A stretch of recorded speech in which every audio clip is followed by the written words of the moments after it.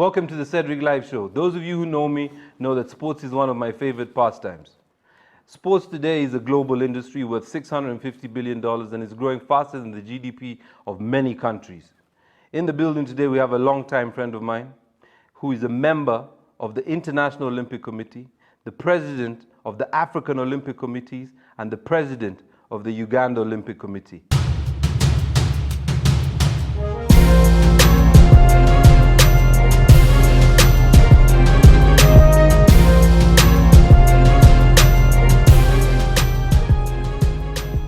Let me welcome to the show my good friend, a man of many sports titles, Mr. William Blick.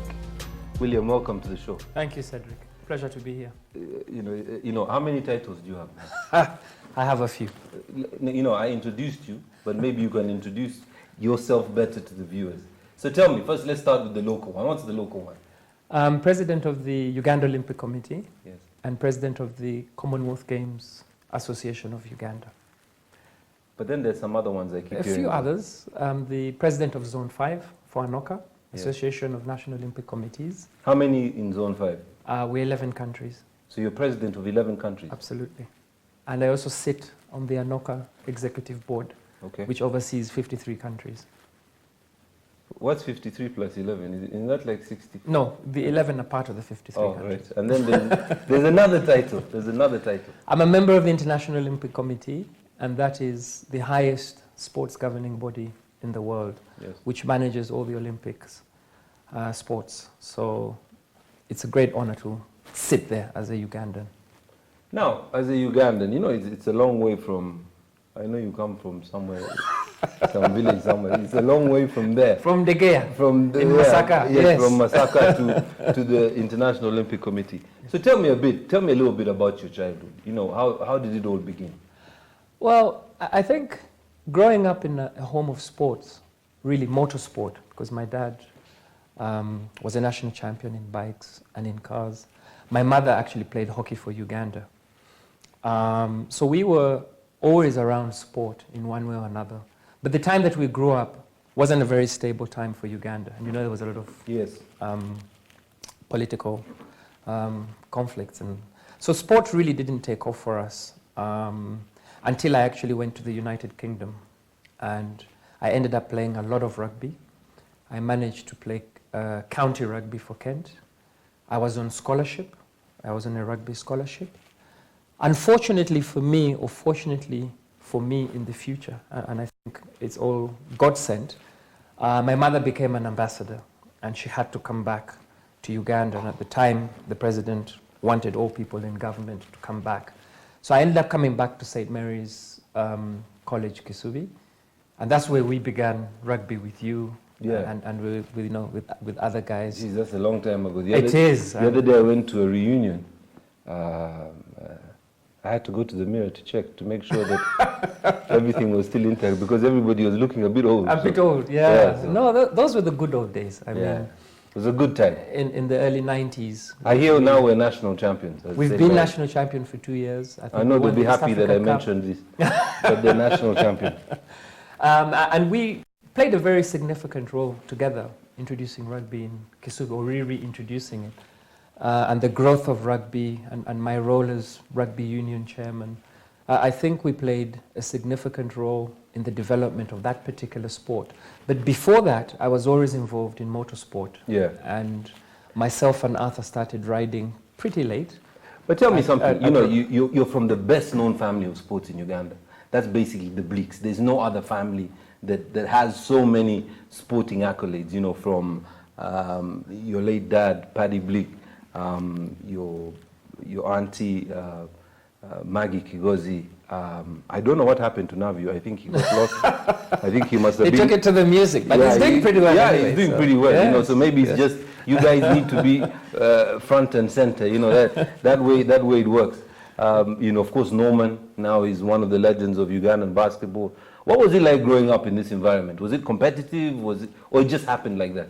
I think it just happened like that. A lot of us Blicks went into different sports. But I think it's just the competitive nature and just being able to focus and do something to be the best. And for me, I always want to be the best in whatever I do.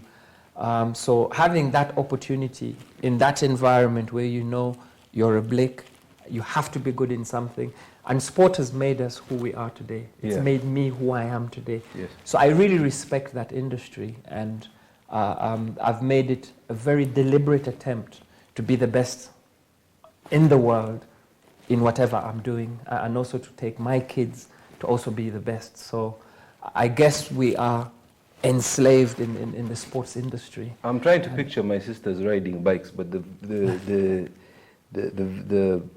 image does not sit right. You know, I can picture them going to the saloon and things like that, or salon, whatever you want to call it. But anyways, I mean, the Blicks have, I mean, they've set themselves in the folklore of Ugandan sport, and you've done a great job in taking their name and amplifying it and taking it onto the world scene. So, you know, congratulations on that. And I know there's a lot more to come. You mentioned rugby. Was that your favorite sport growing up? Because I remember at school, you played rugby, you played soccer, and I think you ran... I did 400. 400 and 200 yes, or something, yeah. Absolutely. Rugby was my favorite sport because when I went to the UK, I happened to be good at it, and I realized I had a big potential. And as I said, I played for county. I played at county level. But I was forced to come back, as I was saying earlier, because of the political environment, which was, for me, I felt let down by my mother because I was on a sports scholarship. Yes. I could have gone on to play even for England schools because I had the right of a board and I was playing at a very high level. And then I ended up coming to Uganda where there was no rugby, and I had to introduce the game with you and, you know, and all the other guys. So I feel as if I could have played rugby even at club level. Yes. But it was taken away from me because I had to come back to Uganda. Right. But again, everything is God sent, and I think I came back to Uganda, and God put me on a path which is administrative, and I've reached the highest office in the Olympic movement. And basically, what's left from that, my sights are, you know, would be to go on to be an executive board member of the IOC, yes, and hopefully become the first Black president of the International Olympic Committee. That So for me, that is. You know, I mean, I really feel you. You know, I empathize with you in terms of, you know, some things being taken away from you for the greater good, I suppose, because. Of course, we played rugby together, and but I was also playing tennis. Tennis, absolutely. And of course, you know, maybe those tentative years are the years that could have made the difference. But you know, it's God's plan. Absolutely. You know, that's why we run these different federations now. And when we come back from commercial break, we'll talk a bit more about how bad you have a team that you support in England in the Premiership, but they're not very good. Champions, champions, UEFA champions. Okay, we'll be back and we'll talk about these champions.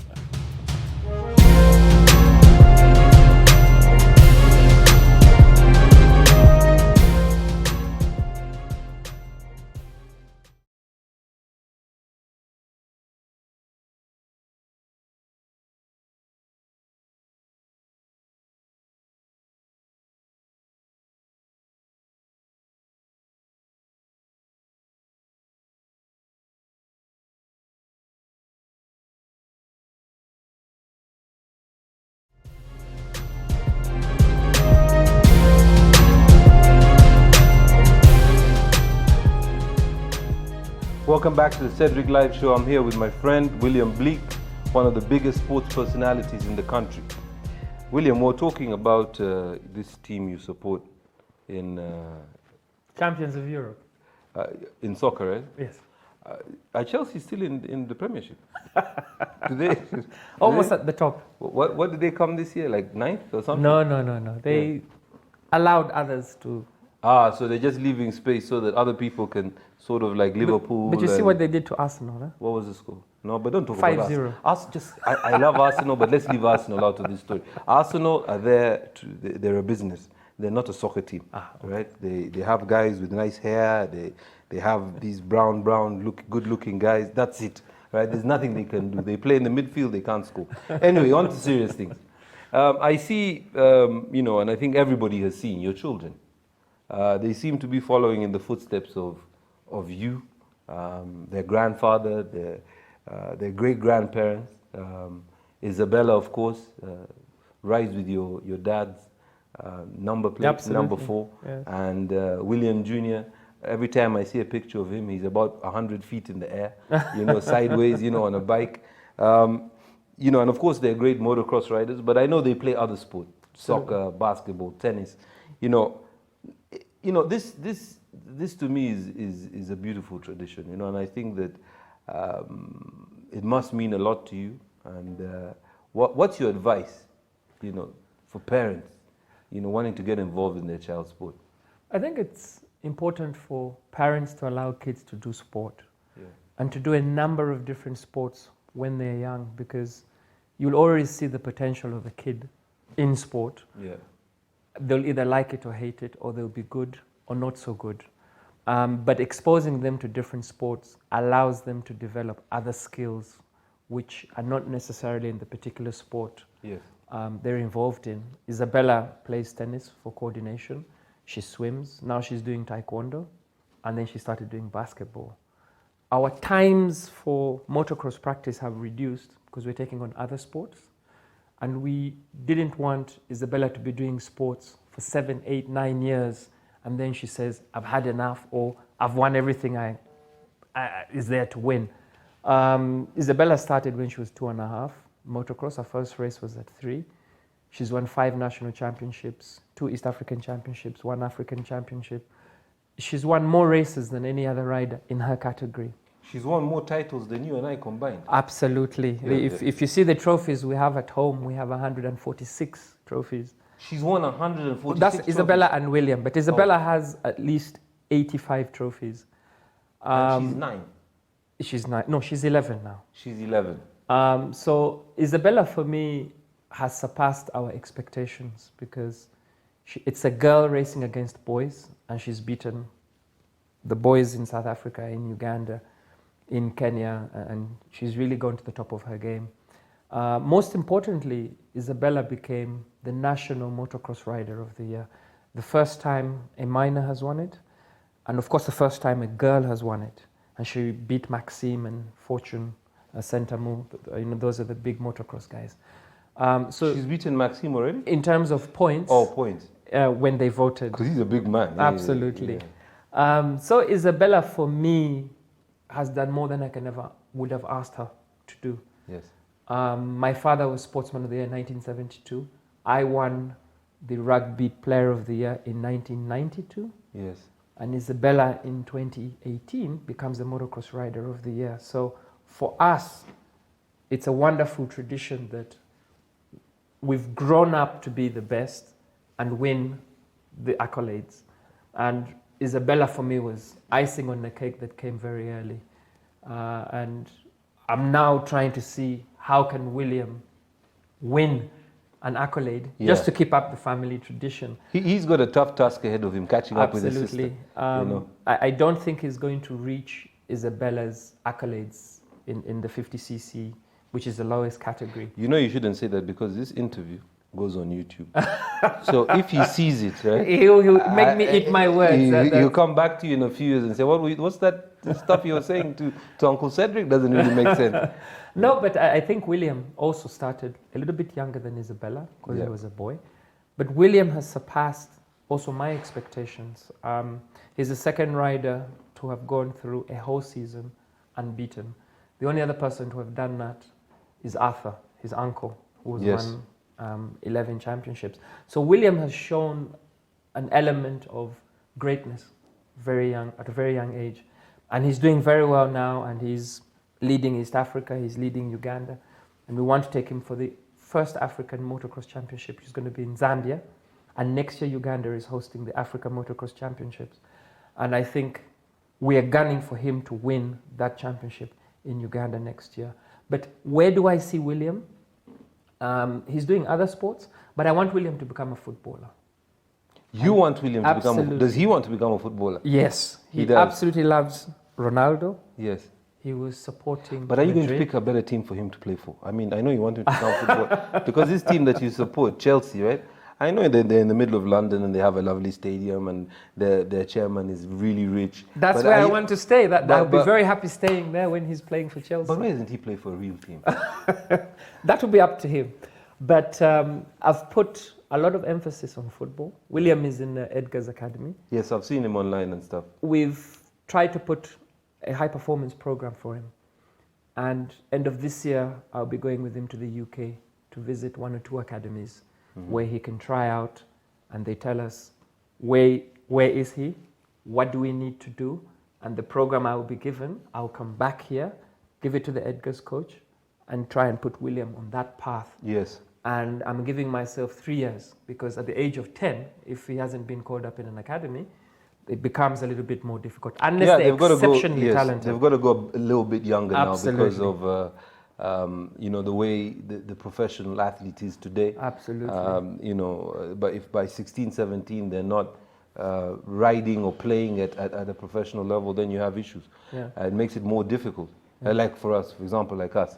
I mean, we started too late. Too late, and trying to compete when you're already old is tricky. Yeah, but we did our best. We did our best. No, we tried. We did our best. Against all circumstances, and we didn't have the best facilities, the best support, and I kind of blame my parents, and to a certain extent, you should also blame your parents, because they understood sport. I don't think you want to blame my parents, because my dad, he could walk through the door now. And I'll run out through the other door. Yes, and we'll run out through the door. So we leave them alone. But I think they didn't value sport because of the time. A lot of the sports were amateur. Yes. Rugby was amateur. Football was just coming through in the early 90s. So it's a very different scenario now than it was 20 years ago. Yes. And for me, I believe William can be an elite sportsman, a footballer. Motocross will only be my second option. So I'm putting 100% in football. If he doesn't make football, I'll go for the motocross option, because he's still very good in motocross. And I'm actually also bringing in a trainer who's going to take over from me, because I believe William has reached... Personal. Well, William has reached... You're becoming a sports dad. Absolutely. You're critical of everything. No, but listen, when we come back, this is what we're going to talk about. We're going to talk about your trajectory in administration, in administration of sport. But we wish and support Easy comes first, because she was born first. Absolutely. And I can see, and everybody can see, that she's daddy's girl, because she's already won 187 titles. I think you bought some of them, but that's okay. I can donate some for your next tennis tournament. You give me some for the next tournament. And of course, William Jr., and we wish them the best. And I'm sure the little one as well, she's on a bike very soon. Very soon. Very soon. So best of luck to them. And we're Team Izzy and Team Blick. I think the whole country is Team Blick. And then we'll cut to commercial and we'll be back in a second with William.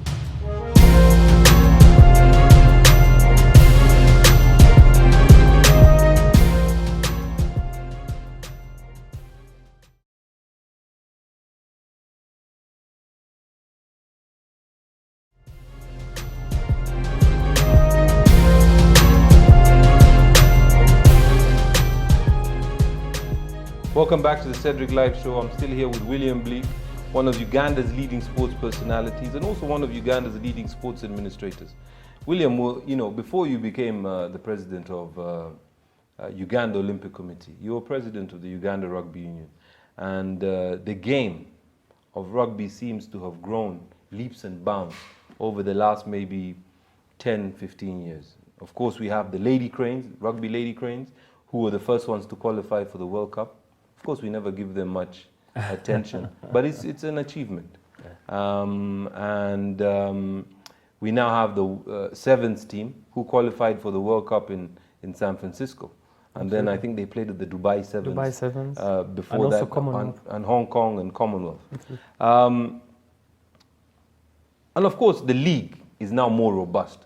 You have some of the smaller teams beating the bigger teams, and the balance is the competitive balance is now beginning to happen. So what is your view on that in terms of how did this all come to be? Because it's one of the better federations. I think when we started managing rugby, it was a very closed sport. you had 1 or 2 people coming to watch a game at Kampala Rugby Club. Yes. And that was the main ground.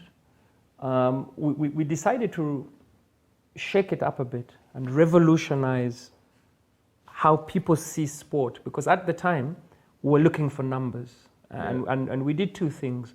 We looked at the game and we looked at the management side of the game. So technically we decided to invest in younger players, and at the time we said, let's develop the schools rugby. And if you look at the people who are on top of their game today, are the guys who are in school, about to leave school, going into university. Yes. Ivan Mugomu, Michael Wokorach, Philip Wokorach, they were the young guys in school. We decided to concentrate on the sevens game because it was entertainment, it was high impact, and it was a game that wasn't technically too demanding. So from the technical side, we decided to go for younger players and concentrate on the sevens game.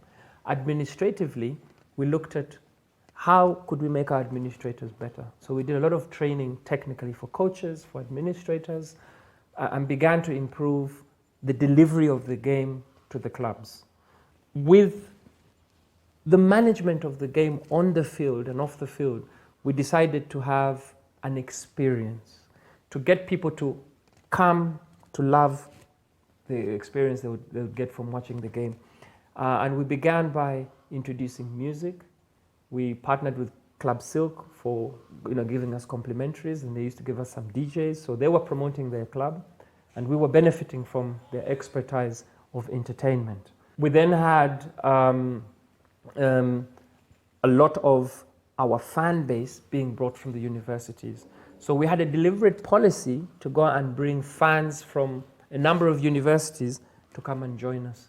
And that led to the growth and popularity of the game, because we also used to have photos. It used to be on radio, it used to be on TV, and that led to the popularity of the game. And the sponsors wanted to associate ourselves with them because of the entertainment value people were getting and the big numbers that were coming out for the game.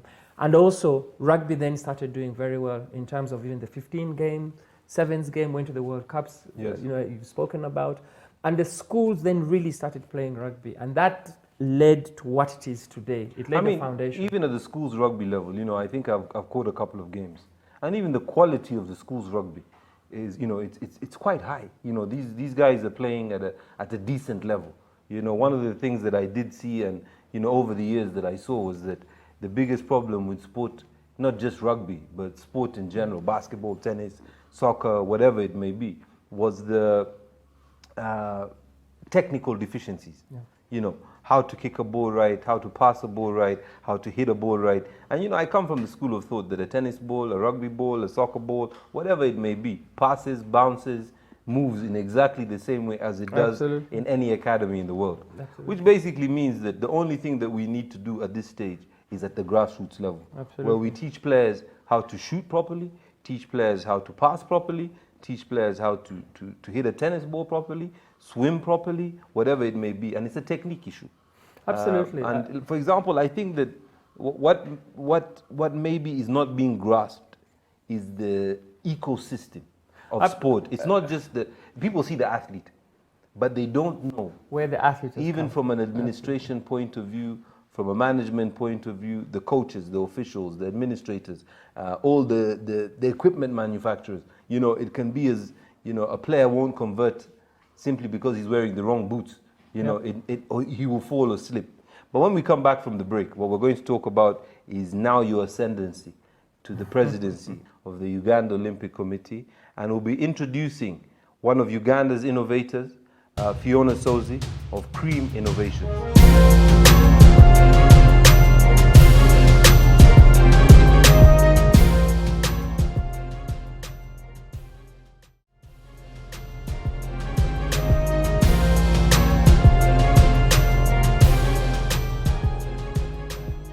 Welcome back to the Cedric Live Show.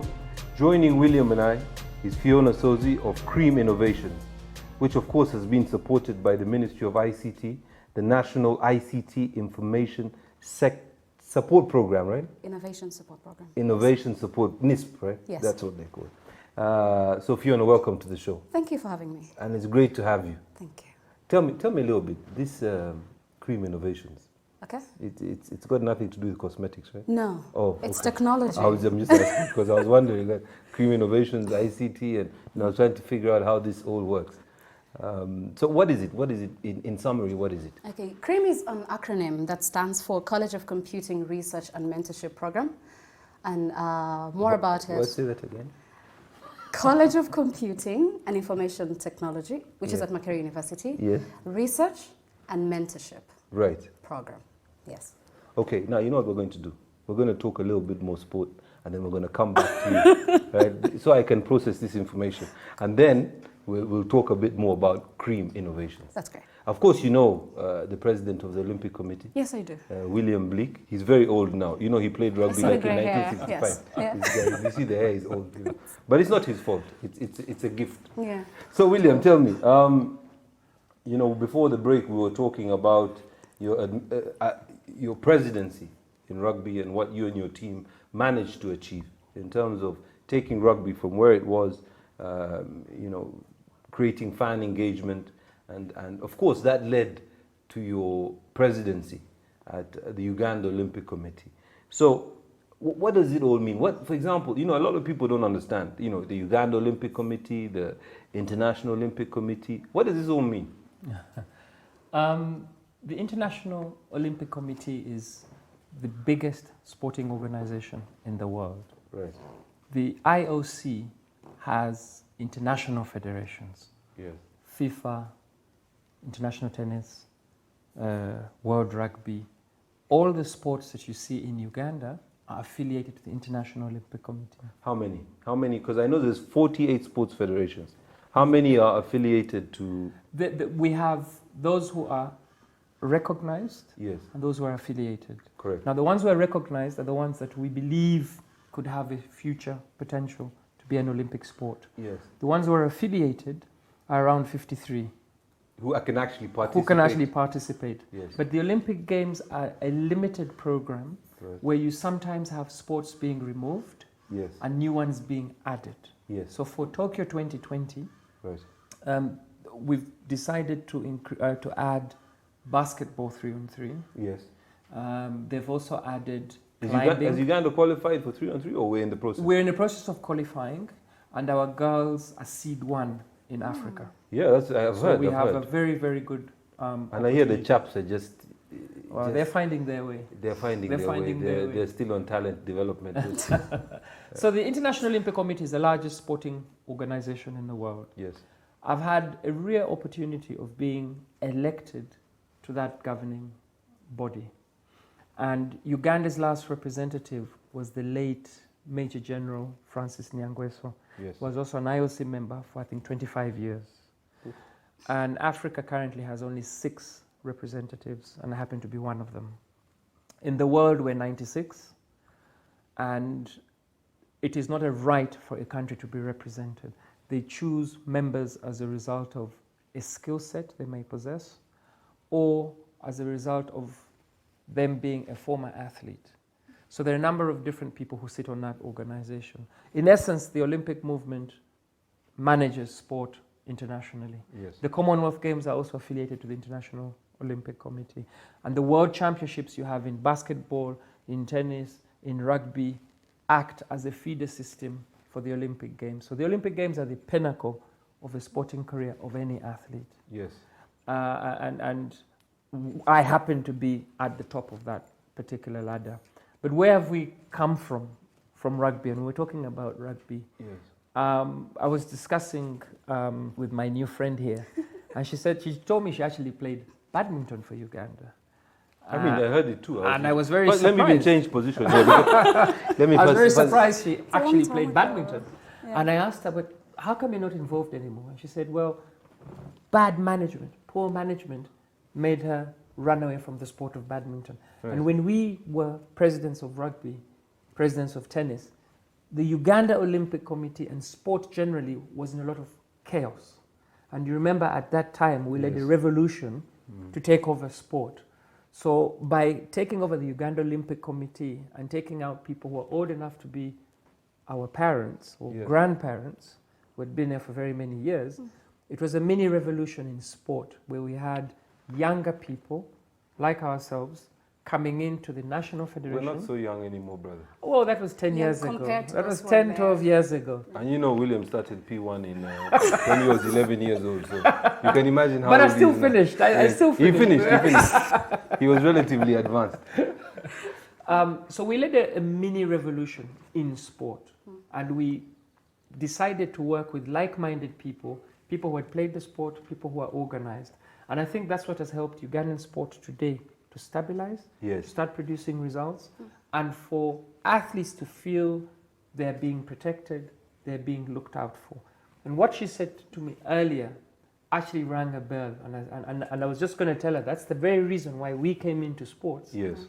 Because we as athletes didn't have the opportunity the athletes today have. Yeah. Absolutely. If I see some of the athletes who don't want to go for a world championships, we have had an athlete who qualified and didn't want to go and swim. I won't name her. We've had the same thing in tennis as well. In tennis. Yes. For you to refuse to go and participate at an international event, I think kills everything about sport, because that's the biggest platform you have.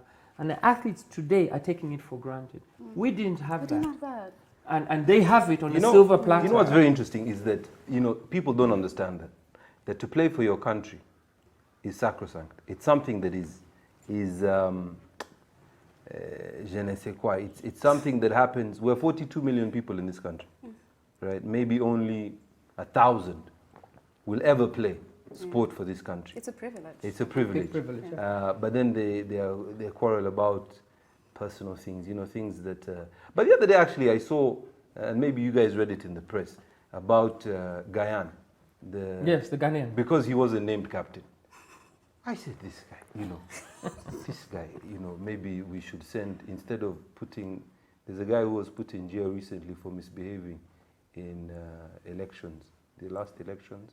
We should have sent that guy to look for Guyane. And he teaches him a lesson, because that's just ridiculous. How can you refuse to play for your country because you're not captain? And then eventually the president had to get involved. So I think, it's important. Fiona, what do you think about sports in Uganda? I know we're taking you away from why you're here. No, it's why I'm still passionate about athletics and sport in Uganda. I think it's come a long way.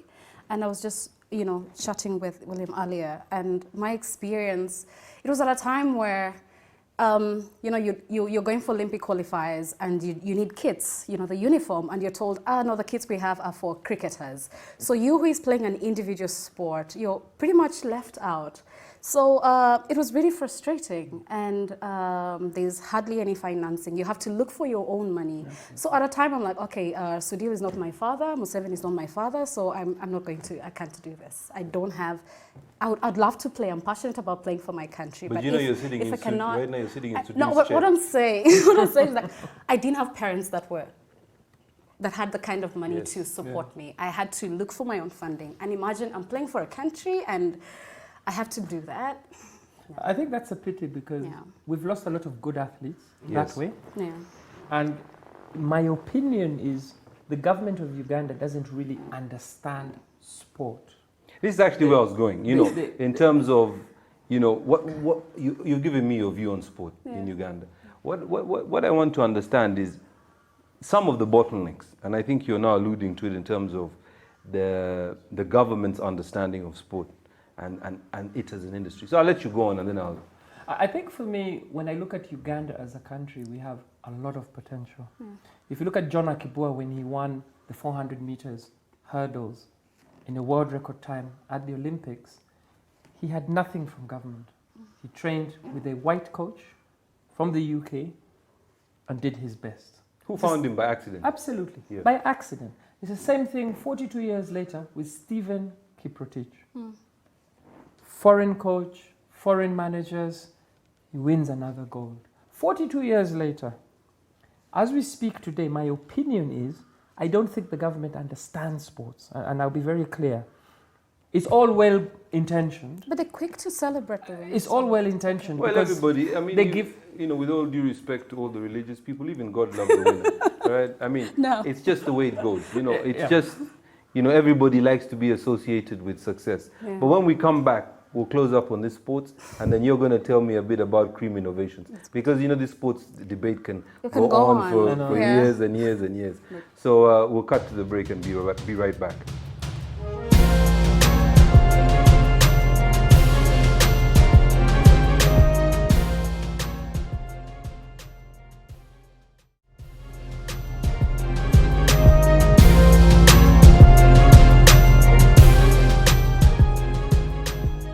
back with William Blick, the president of the Uganda Olympic Committee, and Fiona Ssozi, the coordinator of Creme Innovations, an ICT initiative in Uganda. So, William, before we went to break, we're talking about some of the bottlenecks in sport. How do we solve them? Quickly, in a minute, because we have to talk to this lady about her innovations. And I think she's more interesting than me. Yeah. But I think, just to summarize, I think the government needs to, one, appreciate sport. 70% of our youth, of the population, and that doesn't seem to translate in the initiatives the government is doing for the youth. And Yes. top of the agenda should be sport and education, in my opinion. If you go back to the schools, they have 30 minutes for sports. There's no way the sports schools are going to excel in sports with 30 minutes, 45 minutes given for sport. Secondly, I think the government needs to go into elite sports management to set up the structures. At the moment, they're sitting back and saying, Tennis Federation, you go and qualify, and then Tennis Federation qualifies 1 or 2 athletes because they don't have the resources. They also don't have sometimes the ability to develop extensive programs, or even have sometimes the ability to have partnerships with tennis academies or tennis centers. So I think the government needs to go back a couple of steps and say, as Uganda, 70% is our youth. If we put in money deliberately to create a system that can bring athletes onto the conveyor belt, then we can be able to start producing results. At the moment, they're waiting for a team to come back. They welcome you with a welcoming dinner. You've won a medal, but they don't stop to think, how has Kiprotich won his medal? Kiprotich had foreign coaches who was training in a foreign country. He wins a gold medal, but our ministers run to the airport to make it seem as if they've invested in him. They haven't invested in him. What Uganda needs is infrastructure. High altitude center. That should have been done in a couple of years, because high altitude center can bring foreign tourism, sports tourism. Yeah, which accounts for 800 million or something ridiculous. 10% of the global sports industry. Absolutely. So, no, global tourism industry. And I think our high altitude is unique. It's one of the highest in the world. It's very easy for Uganda to market itself, to bring big clubs, football teams, rugby teams, to come to a high altitude center. So in summary, the government of Uganda needs to understand absolutely the whole process. The process. It's a process. Because I think the emphasis is on the athlete, but there are a lot of things that go into producing the athlete. The diet, the technical. There's so many aspects that you have to invest in. Yes. And I'll just give an example. I am an individual who has put my 2 kids to be the best on the continent. Yes. With no support from government. Government should have been able to say, as government of Uganda, we want to be the best in any sport. Yes. If they recognize William Blick Jr. is the best in Africa, they should be coming to me and saying, do you need a new motorcycle? Do you need a coach? But there's nothing. Right. And for me, I think they need to set their priorities straight. They need to invest in sports that we are good at. And they need to provide infrastructure. Look at the schools in Kampala here. How many have a sports field? Now, William, I have to cut you off, and I'll tell you why. We're going to talk to Fiona as well, who is a former athlete. I know you understand. We can talk about sports all day, and I feel it. We need to get government involved, and for them to understand the sports ecosystem, from infrastructure all the way to the production of an athlete. Now, Fiona. Yes. Fiona Ssozi, the project coordinator of Creme Innovations. Okay. Supported by NISP. You can say it again, National ICT Innovations Support Program. We can do this together. Right? It's like a song. Okay. So tell me about Creme Innovations. I know you're a group of, I would say, academicians, mentors who support young innovators in terms of developing their businesses and prototypes. So I'll let you speak about it. I don't want to speak about it. You tell me what you do. Okay, so Creme is an initiative within the College of Computing and Information Sciences at Makerere University, and that's aimed at furthering students' research. So what happens is every final year student is expected to do a final year project. Final year, like undergraduate? No, like, yes. the third year projects. Right. At the end of your third year, in your last semester, you do a research project. And sometimes students come up with very wonderful ideas, but because it's such a short time to get so much done, and a lot of them are just doing it for the grade, and after that, the idea stays in a thesis or dissertation somewhere in a library.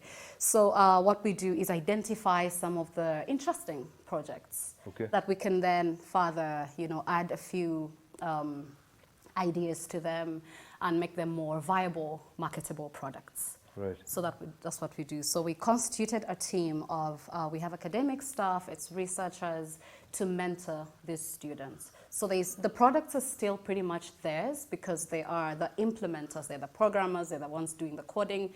But because of our research and a bit of expertise, we mentor them. So, but they own the intellectual property? So it's collective. So you own it with the students, with the research student. Yeah. Give me some examples. The one that I was very heavily involved in was the sign language translator. So these students, we have a problem in the country where you have I don't call it disabled. There's a bit of a language sometimes. You have to be politically correct. You have to be politically correct. So you have maybe visually impaired learners or people, or they're those that cannot speak, they're deaf, they're mute, and they need to communicate. They need to go to hospitals when they're sick, when they're in class, they need to ask questions.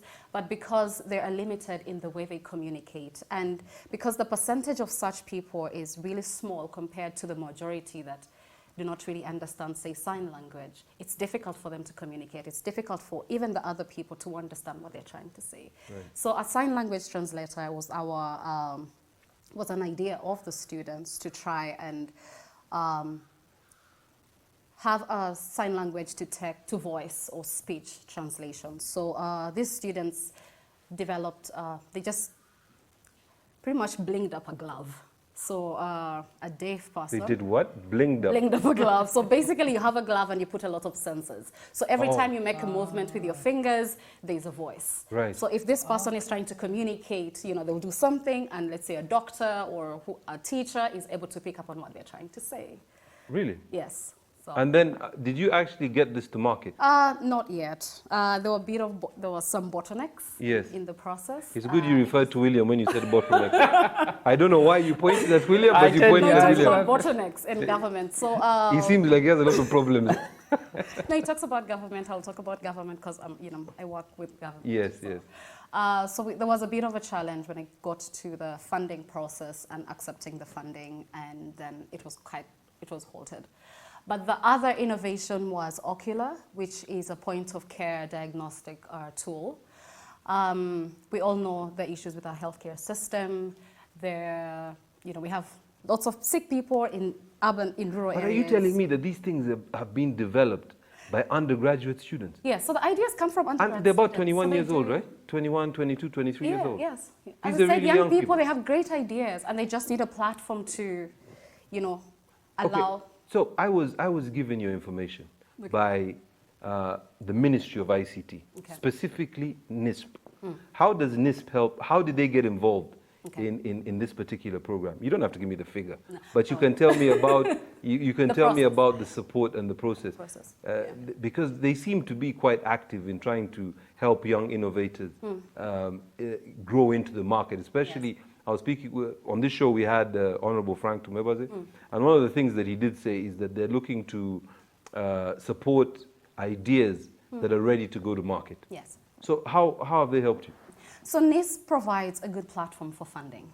And another way is like they were setting up hubs, so students that don't have a working space can go into those spaces to work. They don't have offices, you just go into that space and work on your product.